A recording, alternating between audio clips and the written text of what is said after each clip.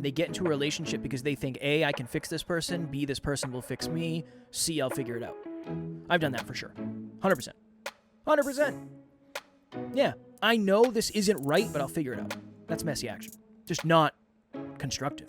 It doesn't mean I can't have a third and fourth train, but it can't be at the expense of those first two. And you have your own version of that, and Christina has her own version of that, and Ron has her own version of that, and that's how the whole team operates. That's how all my clients operate. But what happens is we end up losing sight of the one most important thing that actually brought the thing that seemingly fell in your lap. Next Level Nation, welcome back to another episode of Next Level University, where we help you level up your life, your love, your health, and your wealth. Today, for episode number 1809, the downside of messy action. I had a moment when I was... There is none. There is none. That's the end. Have a wonderful evening, a wonderful afternoon, a wonderful morning, wherever you are in the world. I was thinking to myself, Alan, when I was thinking about this episode and where we were going to go, where we essentially could probably do a downside of blank episode for every upside that we've given. Yeah, agreed. So the downside of tracking habits, the downside of whatever. And then I realized if somebody just went through and looked at our episodes, they'd be like, you guys are really positive about habit tracking, but also very negative. But I think that is this show in a nutshell, is that's kind of the truth. Yeah, Yep. I mean, there's an upside to going to the gym every day. There's a downside. There's an upside to tracking your macros and calories. There's a downside. There's an upside to tracking your finances. There's a downside. The ultimate goal is the upside is better than the downside. Nice. That's my take. So messy action. What does messy action mean? Well, messy action is you saying, I am going to choose momentum over perfection. I am going to record the YouTube video on my cell phone with no microphone and a terrible backdrop, and I'm just going to throw that bad Larry up on YouTube and see what happens. I do not have a coaching program. I don't really know what I'm going to do with this potential client. I'm going to hop on the phone with them, and I'm going to do my best to add as much value as humanly possible, and we're going to see what happens. Messy action is putting momentum and progress over perfection. And I think it's very valuable. I think it's amazing. We have built a lot of our quote-unquote success on that. But we have also made life harder on ourselves at times, because the messier the action is now, the potential that the cleanup of that messiness is going to be worse later on. I don't know if I have a good example. This is a good example. We had a client... Alan told me not to do this, but I did it. We had a client who was a very high-paying client. Mm-hmm.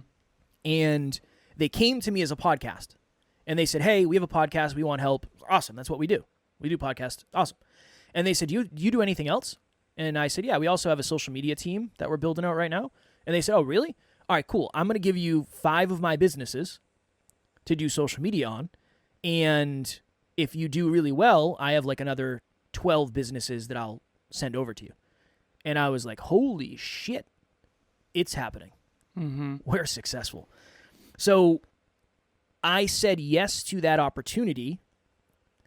And then I kind of learned a lot on the job. I mean, we've been doing social media for a long time, so I understand the ins and outs of social media. But it was, hey, Kev, can you learn how to run Facebook ads? Hey, Kev, can you try to figure out who our demographic is? Hey, Kev, what do you think of this? What do you think of this? What do you think of this? And a lot of it was on-the-job training. And a lot of it was messy action. I am happy because we ended up staying with that client for longer than I thought we would. But at the end, it did get a little bit messy when their expectations was that I could just fix any problem that they had, when in reality that's not my specialty. So the messy action of say yes and figure it out later eventually led to I can't really say yes and figure it out anymore because I don't have the time that I did at the beginning. I can't be on text all day talking to these businesses about certain things, right? They're just looking for way more than they were in the beginning and way more than our typical social media client is. And then we lost them. they have since left. We left on really good terms, and I prepped the team. I said, this is going to happen. I just don't know when. And it happened pretty much exactly when I thought it would. How did you know? Yeah, it's just energy. Do you have a fan on? Or do I have a fan on? Do you hear that? I mean, you could have a fan. I'm not there. I don't have a fan. Do you I'm hear a not- fan? I can't hear almost anything. Usually you hear all the things. I have my window open. That's what it is, I think. Yeah, I maybe. hear like a... I usually have it open though. I don't know what's different. Anyways, I started calling Kevin Captain Ahab because Hunting he for was the big whale. yeah. I don't know if anyone. I'm sure people know that reference. Classic. But my sister read me that book way back when I was a little kid. Hmm. Captain Ahab chasing the white whale. Kev chasing the 16 businesses that were to never be. Never got him. Never got him. Never got him. Never got him.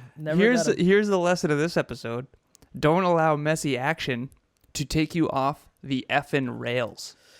I would son. say that is, it's hard. How do you differentiate between messy action and misaligned action? Mm-hmm. That's a question I have for you. How I do just you get do so it? excited. Yeah. I love that. And What is don't my throw me answer under to the that? bus too much. Well, then Yeah. I can't answer the question. I'm going no, through it. Please honestly, take a lot of good came, and that's the Be gentle. lesson underneath all this, which is a lot of good can come. And it's not just making great decisions. It's also, it'd be nice if I could speak. It's not just making great decisions. It's also when you make poor decisions, which I would say you and I have done a lot of. Of course. And in this instance, I would say you made a less optimal decision than what I think could have been optimal. But number one, what do you learn from it? Number two, do you make it come out right? And a lot of people think, well, I have to make perfect choices or really good choices in order to have a really bright future. And I think there's some truth to that, of course. Choices matter. But when you do make a choice, do you commit enough to see it through? And one thing that I will say is you did that really well. I appreciate it. It's not like you were half in and half out. You were No, all I in. was all into a detriment. All into a detriment. And eventually and Next Level Social Media, our social media company within our company, has grown a ton because of it. So, and the pros and cons of everything, right? So, but to answer your original question, how do you know the difference between messy action and misaligned action? At first, it's very hard to discern because sometimes, like, what if it had worked? You and I would be doing a completely different episode. Yeah, but here's the thing, and you don't know this in the beginning. If it had worked, I don't even know if it would have been worth it based on what I would have had to... So let me ask you, what do you know now that you didn't know then? Because ultimately that's what this is. Kevin and I always talk about all the mistakes we made over the last 7 years. I told him this yesterday. 80% of what we did was great. That's just not it's the 20% that was dumb that needs to change. Yeah. Right? And dumb is probably a harsh word, but less optimal. So what did you learn from this that you didn't know before? Because if you could go back, you'd make a different choice. And I remember I questioned you. I said, dude, were you sure we're not chasing some white whale we're never going to capture? And you had never read Moby Dick, so you didn't know what the hell I was talking about. How freaking dare you? You read Moby Dick? I don't know if I read it, but I understand. I know what happens. The whale won, son. Oh, Right? Yeah. Yeah. I think so. It's been a long time, Yeah, okay. man. Here's what I know. I could He say was anything. obsessed with chasing something that ultimately was never going to fill the void inside of him. So I think it's a metaphor. And I think you were chasing something that we didn't need. I was man. chasing it for financial reasons Yes. to grow the business. Grow the business. Yeah. What would you do differently? I would, again, hindsight's always 20/20. I would try to get a better understanding of how the opportunity would evolve into other opportunities and whether or not those opportunities were more aligned or less aligned. I have a breakthrough thought. I got to tell you something real quick. Okay. Sometimes when I say something and you have a breakthrough, I feel like you don't hear at all what I said. I did hear what you said. That's why I had Okay. a breakthrough. Yeah, do you remember what I said? You said something about aligned or misaligned opportunities. Okay. That's good enough. 30% I'll Thank take you. it. Thank you. So the breakthrough was... Here we go. Everyone out there watching or listening to this, I think to myself, we all could do infinite things. Like Kev, you could go landscaping. I could go consulting for robotics companies or industrial automation companies. Like, here's the problem in life. We all have infinite possibilities. And maybe not all, because if you're not in a free country or whatever, I don't want to go down that rabbit hole. The point is all of us have infinite choices. You woke up this morning with an infinite number of things you could do today. That's why life is so hard, because how do you know what is or isn't optimal? I came to Kev. I said, Kev, we are a podcast. We have a company called Next Level University, and I'm a business coach, and you're a podcaster and a podcast coach. Why are we chasing this white whale that is at the expense of all of the podcasting that you've been doing? The most important use of Kevin's time, in my opinion, and I don't even know if this is an opinion, I think it's a mathematical calculation, is podcasting. Our podcast, Podcast Growth University, going on other podcasts, meeting podcasters. We help podcasters for a living. And we're out here having you wake up at 6 a.m. in a mini panic attack doing social media all day. And I had to stop you and say, brother, are you sure this is worth it? And he said, yeah, but what if? It's like, just imagine. Anything that starts with just imagine, you have to be a little bit careful of. Just imagine if unicorns flew out of my arse. I just think that we got off of the fundamentals. So it's not just messy action in alignment with your fundamentals is good. Messy action outside of alignment with your fundamentals is not. And I think that you and I used to talk a lot about clarity. We used to do episodes on clarity all the time. We don't do that anymore. We probably should. More clarity leads to more certainty. More certainty leads to more messy action. More messy action leads to more results. And then more results leads to lack of clarity. It leads to, well, now that I have this opportunity, what if I did this? Shiny object syndrome. I think we got a little bit of shiny object syndromes and we lost focus. I don't know if this will land, but way back when Steve Jobs got rehired at Apple after starting Pixar and all that stuff, and I don't know how many people know this story. I think it's pretty well known now, but I also it might be just because I used to study him when I was a kid. But ultimately, he came back to Apple and he got rid of a large majority of the products. And he only focused on 4 things. He wrote a quadrant and he said, we're only going to do these 4 things. We're going to do the Mac, we're going to do the iPod, we're going to do retail, Apple stores, and we're going to do the iPhone. And he didn't announce the iPhone till 2007. But the point is we, Kevin and I, NLU, there's a difference between a wandering generality and a meaningful specific. I think that a lot of people, myself included, Kevin included, take messy action, and that's great, and it builds momentum. But a lot of times we lose who we are. We lose what we do best. Like bodybuilding. You are a bodybuilder, but you also ran for a little while, and you also were doing jiu-jitsu, and you also. So those things can be supplemental, but as long as you never lose sight of the main train. And I think we lost sight of the main train. One of the main trains at NLU is this podcast, other podcasts, and helping podcasters reach their potential. And I think that we went astray for a while and lost sight of our fundamentals. Well, the other hard thing about messy action is sometimes it creates opportunities for you to do what you think you should do, but it might be what's best in the moment, but not what's best in a mile. And I think that's what I was doing. I was focused on, we are trying to grow the business. This is a way to make money right now. It just fell into my lap. That was that. I was thinking of it today in the shower. I was like, well, why was that so big for me? Like, why was that opportunity so big? And it's because it was completely unexpected. And the opportunity was so big that I felt like it was worth doing. It's not every day where you go in with one thought and then somebody says, if you do a really good job, this could theoretically add $100,000 a year to your business. It's like, how am I going to say no to that? How could I possibly say no to that?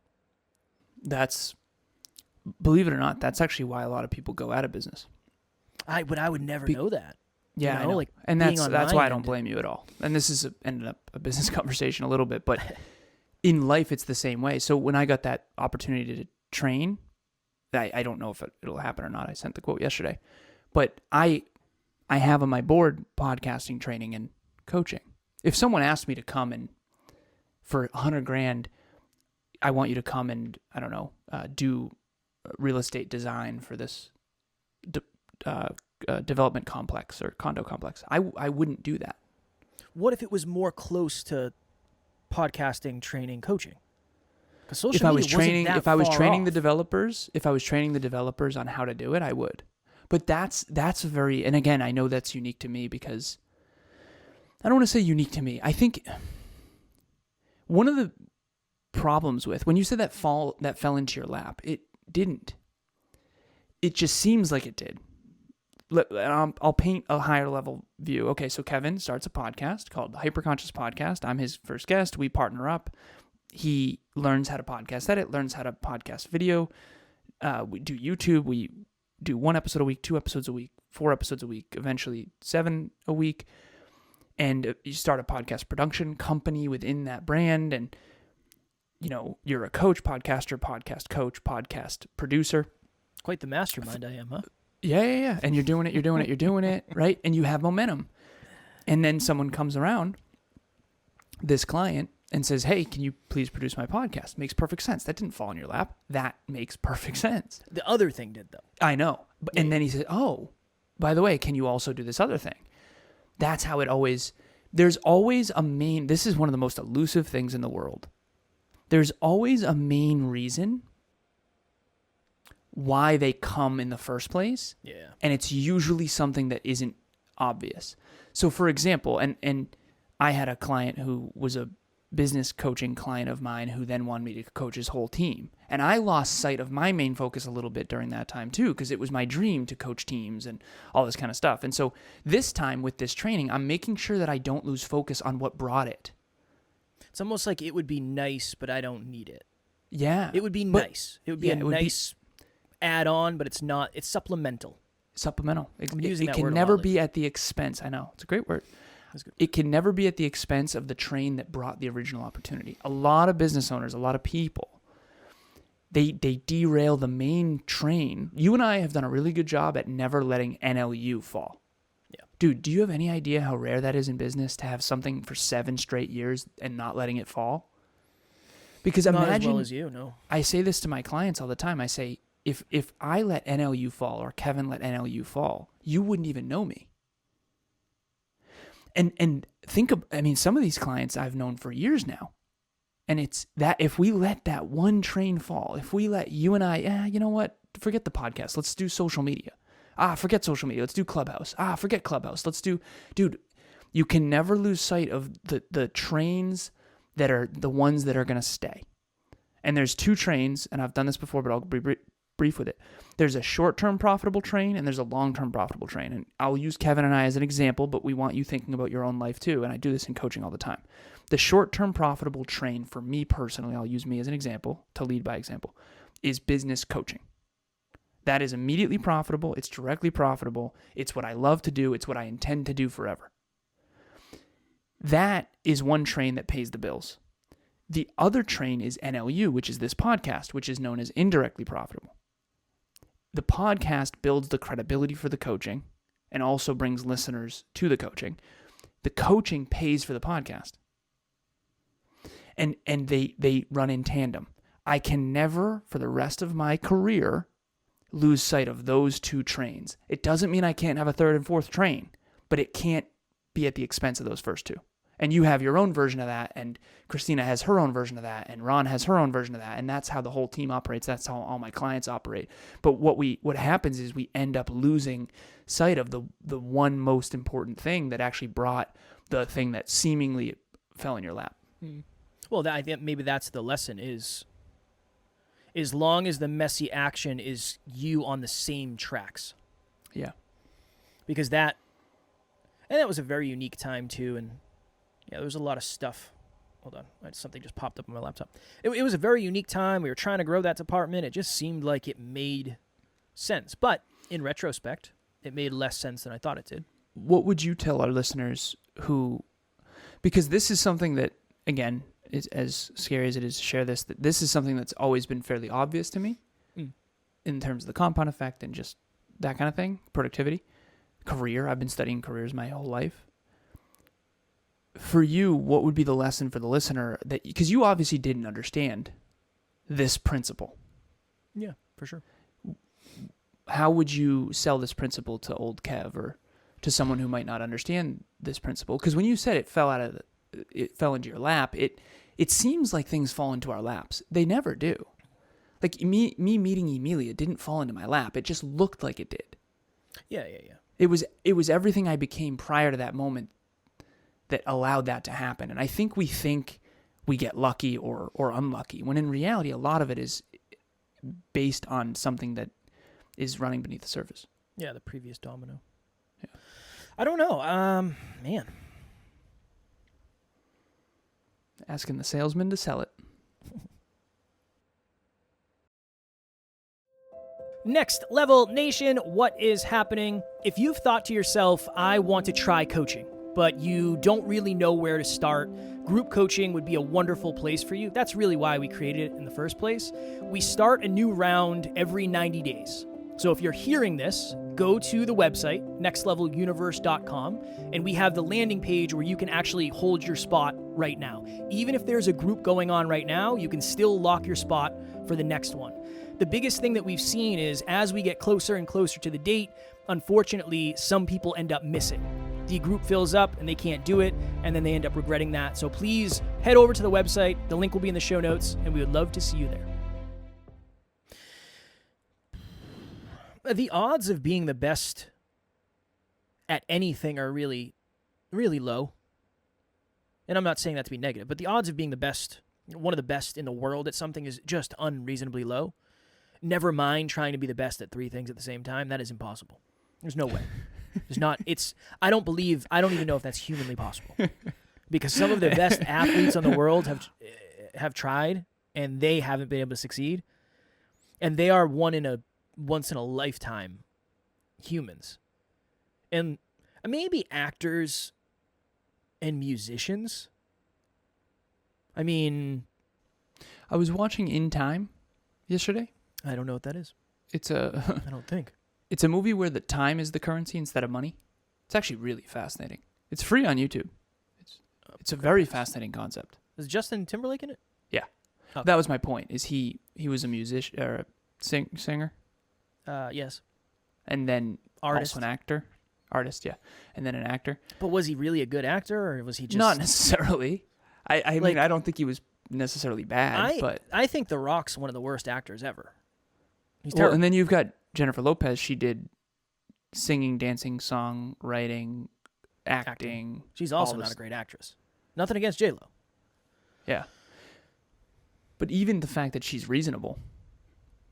Yeah, but it's like if she wasn't super successful, would she even get the opportunity? And again, I'm nitpicking here. The answer is J-Lo no. is a way better actress than I would ever be an actor or a musician or dancer or any of that. Well, the principle underneath this, and welcome to a holistic self-improvement podcast, we did the math on a few episodes ago.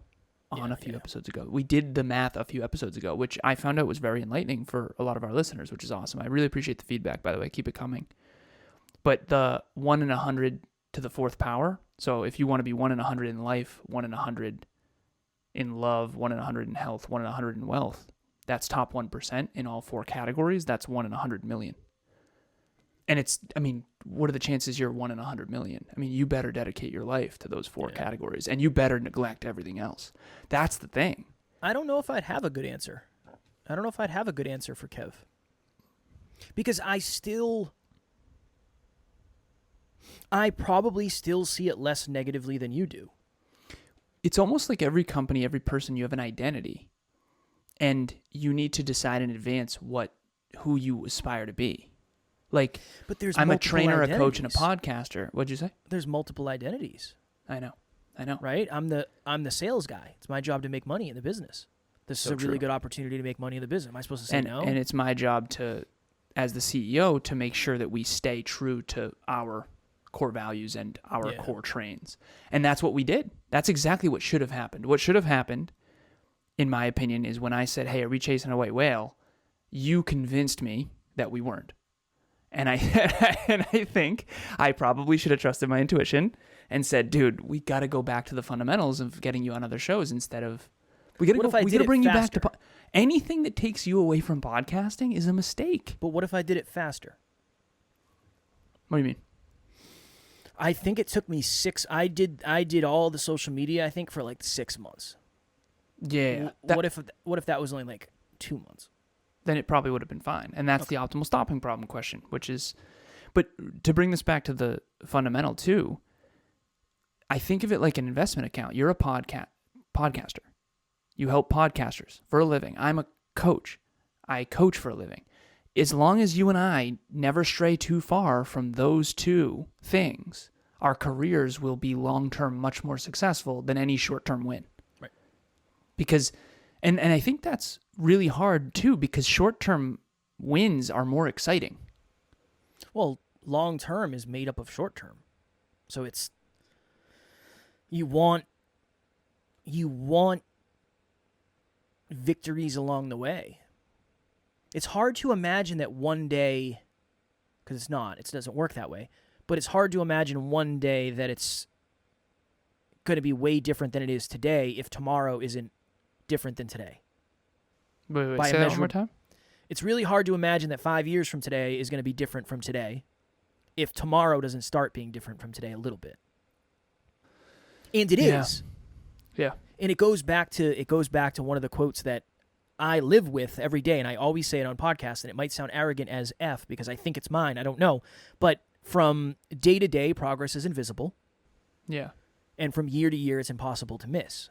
Yeah. But you kind of have to experience 5 years or a year or 2 years or whatever, however much time it is, to say, holy crap, so much has changed, even though I can't point to anything specific that changed. Well, we're reading a book called Same as Ever in Book Club by Morgan Housel. And I am thinking to myself, okay, go 2 years in the future, go a year in the future, 2 years, 5 years, whatever far out that you can, maybe 10. Ask yourself, what about me is never going to change? I'm never not going to be a coach. I'm certain of that. I've always been a coach even before I was a coach. I've been trying to give people advice on achievement since I was a little kid to an annoying amount, right? That's never going to change. So don't put major time and effort into things that are minors. Like, I'm not going to be, okay, I did a 5K and I did a marathon. I did a triathlon. I'm not going to be a triathlete. Yeah. So what's never going to change about me? I'm always going to weight train. Weight training is the main thing. Yeah, I'm going to do adventure racing on the side. And yeah, I'm going to do a 5K here and there. And yeah, I'm going to, do sled pulls or whatever. I'm going to do all the supplemental things around it. But the weight training is the main train. Emilia. Okay, she's the most important person in my life. She's always going to be the most important person in my life. So I'm putting a lot of time and effort there and not as much into other coaching.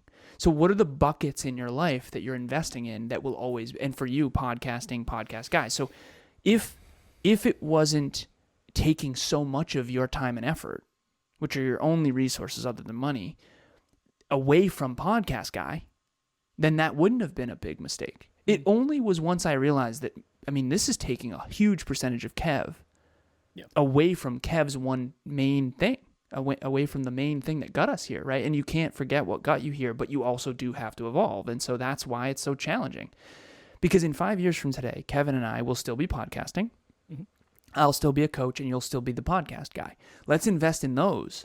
And a lot of shiny things will gravitate around those. And one of them's going to be social media. One of them's going to be Next Level video production. One of them's going to be right? We're going to have an app, all this stuff. But we can't put time, effort, and money into the app at the expense of coaching, at the expense of this podcast. And that's why I haven't done BGU yet, Business Growth University, because I'm not ready to take away from the other things that I'm doing. And it's really challenging because ultimately we're all trying to maximize our time, effort, and money. And it's very difficult to do this because those trains don't seem like they're paying off in any big way because there is no big quick hit or quick win. It's kind of like, oh, interesting, new client. Okay, awesome. And it's usually an accumulation that's much slower. So day to day, the progress is invisible. Year over year, it's impossible to miss, but only if you stay focused on the day to day. And only if you do it for long enough. Yeah, which you won't unless you're certain, right? Right. So you got to do it for years and years. That would be my takeaway. Is one of the things that's so hard about messy action is when you get messy action, sometimes you get messy results that require more messy action to stay in. and you find yourself succeeding in a silo of something that isn't necessarily connected to what you wanted to succeed in the first place. Mm-hmm. That's if you're, because it's very easy to say, okay, I love weight training and I love marathons. I'm going to be really good at both. But being good at marathons probably is going to hurt weight training. And being good at weight training is not going to be good for marathons. Terrible. And you kind of, if you want to be better at one than the other, you kind of have to choose which one you want to be better at. Unfortunately, yes. And that's where messy action can be, it can be challenging. I still think it's one of the best things in the world. I do. I think it's unreasonably important. But I do think when you take messy action, it's important to occasionally, when you're learning to swim or when you're learning to tread water, you always stay close enough where you can grab the side of the pool in case you get tired or in case you, mostly get tired. When you're taking messy action, I think it's important to know where the railing is so you can grab it to make sure you're still close to where you want it to be. Because it's very easy to float out with the current when you're taking messy action. You and I created this yesterday. We were on the phone, and it was 3 things, and we changed your syntax because that's what you're saying. Yes. Someone who is a bodybuilder first and does marathons on the side is very different than someone who's a marathoner first who also bodybuilds. Those are 2 completely different people. Yes. 2 different physiques, 2 different lifestyles, 2 different everything, right? So what were your 3? Podcasting. Number 1, podcasting. Podcast Growth University / Podcast Growth Nation, my second. Yep. And then NLPS was my third. Next level. Okay, so podcasting is number 1. Number 2 is Podcast Growth University, which is your podcast about how to grow, scale, and monetize your podcast. And the community that's building. And then Next Level Podcast Solutions. Makes sense. Now, around that, Kev's going to get opportunities to speak. Over the next 5 years, if you stay focused on that target, it's like a target, all 3 of those. Mm-hmm. If you stay focused on that target, you're going to get opportunities for social media. You're going to get opportunities for XYZ. You're going to get opportunities. As long as you stay focused on that target, that's the irony. That's the fascinating thing. So for the listeners, everyone out there, and this is what I do in coaching regularly, not only with the team, but with all my clients, what are the 3 most important focuses in your life right now that if you stay on target, the other stuff will come as a byproduct?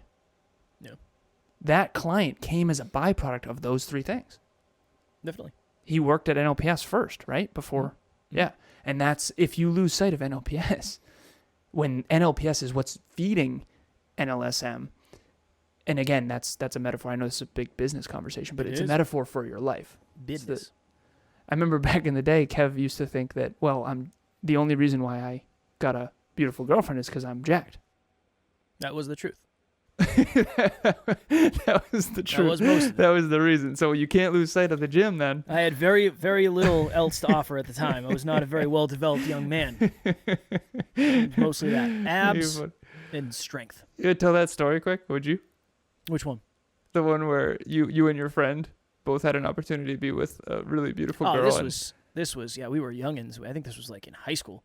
No wonder why you had that belief. I was... It was a weird time because I am not proud of the fact that I wasn't a super loyal friend. I was definitely putting love over friendship. It all worked out fine and we stayed friends. But there was a young lady that my friend and I at the time were both trying to court. And she ended up picking me. And she said, when I saw you, Under Armour was really big, like casual Under Armour. You just wear Under Armour shirts, like the tight kind.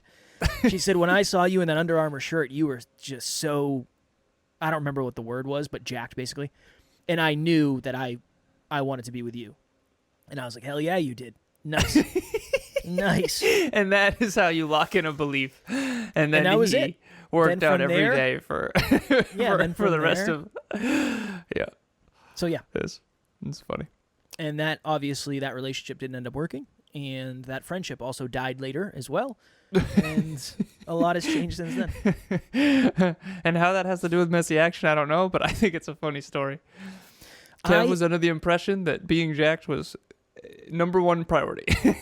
Really? No, I think people take messy action in relationships all the time. They get into a relationship because they think, A, I can fix this person, B, this person will fix me, C, I'll figure it out. I've done that for sure. 100%. 100%. Yeah. I know this isn't right, but I'll figure it out. That's messy action. Just not constructive. Whoa. I Yeah, know yeah. this isn't right, but I'll figure it out. I know this isn't right, but there's something for me to learn. I know this isn't right, but yeah, for sure. Yeah. So there we go. We actually connected it to something self-improvement. Finally, it took 35 minutes, but we did. That's good. Usually when I make, and in hindsight, again, is 2020, I made many poor choices. One poor choice I'm thinking of a relationship I was in. I didn't know if it wasn't right. I thought, I mean, in hindsight, it's obviously that it wasn't. My intuition was like, hey, man, I don't think so. Well, then And I you was knew. like, I don't know, but what if, right? What? Well, yeah, but you've always been there's lessons. It's like, there's definitely, you could go fight a bear and there'd be lessons there too. Would you escape to write them down and send them out to the world? Most likely not. You get your ass eaten. I think the purpose is growth. You don't grow when you die. That's true. You can go fight a bear. I cannot think of a more worthy opponent that Was will your test your your purpose- skills and your reflexes and your martial arts. But you might get dead too. You might get dead too far outside of the comfort zone. Yeah. When you were going into this endeavor, maybe this is a valuable. I have a client who is in a new relationship, and I said, what is the point of a intimate relationship? She said, growth. I said, you're good. Yeah. Is that why you're doing this? She said, yeah. I said, then you're good. It doesn't mean it's definitely forever. It doesn't mean it's definitely not forever. But if you're going into it with an open mind and open heart for growth, I think that's a good reason to do something. Obviously not fight a bear, but I also agree. for you with this client, you weren't doing it for growth. You're doing it for finances. You said that, right? I was doing it for money. Yeah, I know. Maybe that's not the best reason. Thought it was at the time. Yeah, fair. You're trying to grow a business. That's how every regret ever starts. Yeah, I thought that was a great idea at the time. You're trying to grow a business. What are you supposed to do? No, thank you. What you are Your supposed to money- do is It's no good here. okay. Real quick, I know we got to jump. Yeah. When was it? When did it happen? Did you have the moment where you're like, yeah, this has become a mistake? When did that happen? How early on in this journey did you go? I didn't. No, it didn't. There had to be a moment where you thought this was a mistake. No. Maybe now, where it's like, well, I'm rebuilding all the momentum I had with podcasting, but no. This is one of the problems is you have no idea what would have happened if you stayed on the other train. Dude, how much momentum you would have built? That's 6 months Well, it's hard of to imagine. podcasts. That's the other thing, problem, too. is you don't really know what you're leaving on the table, yeah? You don't, and then things are so... I was telling you today, it's like there's so much going on. Yeah. It's wild how much can change in like a week. It's wild how much can change in a month. When this month is... and positive and negative. Things can go down quickly as well. Yeah. Faster. Right? Can go But down faster. they can go down faster. Last thing I'll share. I told Taryn this, and I told the team this. I had a call with the Next Level social media team a couple weeks ago, and I said, we're going to lose this client. I'm certain of it. I can't tell you when. It's going to happen soon. How did you know? You can tell. I don't know. Okay, I've worked with enough people to know. Energetically? Energetically, communication-wise, you start seeing signs. Yeah. So I don't know if I could effectively communicate it. But I said I would like for us all to mourn the loss of this client in advance. So when it happens, Nice. we're not blindsided. I want us to all get our feelings out about this because I know it's going to hurt some of us. Some of us are going to think it's our fault and all that. I said, It's great I don't leadership want it. right there. I appreciate that. Very Way much. to go, man. I don't want any of that. This, to me, lasted longer than I thought it was. I do consider this a win. From that If it lasted longer than you thought it would, why did we invest so much? because Not longer than you thought it would in the beginning. No. Okay, gotcha. No. I Longer thought it was than you going thought to it be like would. Yeah. I thought this was going to be the thing that it became a huge part of the department and this was going to go on forever. Anytime you think it's going to be the thing, Kev, we've been in business for 7 years. I know that. This is the guest. It was this is 6 the years. thing. It was 6 years at the time. Thank you so much. Okay. Okay, this was a year ago. This started a year ago. Yeah, you've But grown a lot. I want to make this point. Yeah. A really good suggestion. This is how I knew. I know now I had the moment where I was like, damn, this isn't it. When I was excited that the client was leaving. I was more relieved that they were leaving than if they were to stay. And I asked one of our team members, I said, I'm going to ask you a weird question. And she said, go ahead. I said, have you had a nightmare about this client yet? And she started laughing. And she said, I've had dreams. And I said, I know. And that's how I know. Again, the client wasn't bad. It was a lot of pressure. There was a lot of pressure, and there was a lot of pressure for the team. And a lot of that came from messy action. Hey, I know this is like relatively new to you. How fast can you figure this out? Mm-hmm. Because I am in over my head and I need help figuring this out because I took messy action that I wasn't ready for either. And then it spreads onto the team. And so, the truth is, you can't build businesses without that to some extent. That's why it's so you hard. built a lot of your messy action is why we got here. Well, it just we took it too far. We took it too far. I have to rein it in. Well, that's your job. In the beginning, that made a lot of. That's my job. Yeah, I didn't do my job. I tried. Do your freaking job. I tried. You're like, dude, can you imagine? It's like, well, next time we know, I'll use different phrasing. Yeah. The future will be different. But the only reason I want to say that. Next time I'm going to say, brother, get back to your freaking target. This is how you know.